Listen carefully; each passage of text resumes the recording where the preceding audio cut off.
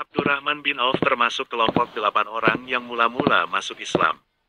Ia juga tergolong 10 sahabat yang diberi kabar gembira oleh Rasulullah masuk surga dan termasuk 6 orang sahabat yang bermusyawarah dalam pemilihan khalifah setelah Umar bin Al-Khattab. Di samping itu, ia adalah seorang mufti yang dipercayai Rasulullah berfatwa di Madinah selama beliau masih hidup. Pada masa jahiliyah, ia dikenal dengan nama Abdi Amr. Setelah masuk Islam, Rasulullah memanggilnya Abdurrahman bin Auf. Ia memeluk Islam sebelum Rasulullah menjadikan rumah Al-Arkam sebagai pusat dakwah. Ia mendapatkan hidayah dari Allah 2 hari setelah Abu Bakar As-Siddiq memeluk Islam. Seperti kaum muslimin yang pertama-tama masuk Islam lainnya, Abdurrahman bin Auf tidak luput dari penyiksaan dan tekanan dari kaum kafir Quraisy. Namun ia tetap sabar dan tabah. Abdurrahman turut hijrah ke Habasyah bersama kawan-kawan seiman untuk menyelamatkan diri dan agama dari tekanan Quraisy. Tatkala Rasulullah SAW dan para sahabat diizinkan Allah hijrah ke Madinah, Abdurrahman menjadi pelopor kaum muslimin. Di kota yang dulu bernama Yasrib ini, Rasulullah mempersaudarakan orang-orang Muhajirin dan Ansar. Abdurrahman bin Auf dipersaudarakan dengan Sa'ad bin Rabi al-Ansari. Saat termasuk orang kaya di antara penduduk Madinah, ia berniat membantu saudaranya dengan sepenuh hati, namun Abdurrahman menolak. Ia hanya berkata, "Tunjukkanlah padaku di mana letak pasar di kota ini." Saat kemudian menunjukkan padanya di mana letak pasar, maka mulailah Abdurrahman berniaga di sana. Belum lama menjalankan bisnisnya, ia berhasil mengumpulkan uang yang cukup untuk mahar nikah.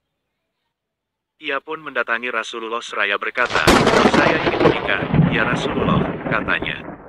"Apa mahar yang akan kau berikan pada istrimu?" tanya Rasul SAW. "Emas seberat biji kurma," jawabnya. Rasulullah bersabda, "Laksanakanlah walimah kenduri, walau hanya dengan menyembelih seekor kambing. Semoga Allah memberkati pernikahanmu dan hartamu." Sejak itulah kehidupan Abdurrahman menjadi makmur. Seandainya ia mendapatkan sebongkah batu, maka di bawahnya terdapat emas dan perak. Begitu besar berkah yang diberikan Allah kepadanya sampai ia dijuluki sahabat bertangan emas. Pada saat perang Badar meletus, Abdurrahman bin Auf turut berjihad fisabilillah. Dalam perang itu ia berhasil menewaskan musuh-musuh Allah, di antaranya Umar bin Utsman bin Ka'ab at-Taimi. Begitu juga dalam perang Uhud, dia tetap bertahan di samping Rasulullah ketika tentara muslimin banyak yang meninggalkan medan perang.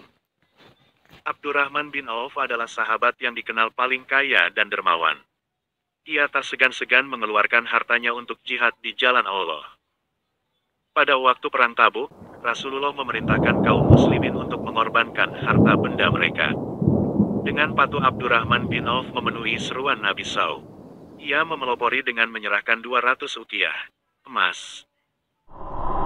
Mengetahui hal tersebut, Umar bin Al-Khattab berbisik kepada Rasulullah, "Sepertinya Abdurrahman berdosa karena tidak meninggalkan uang belanja sedikit pun untuk keluarganya."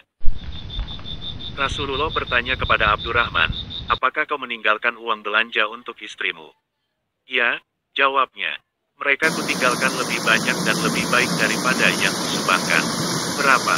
tanya Rasulullah. "Sebanyak rezeki, kebaikan, dan pahala yang dijanjikan Allah."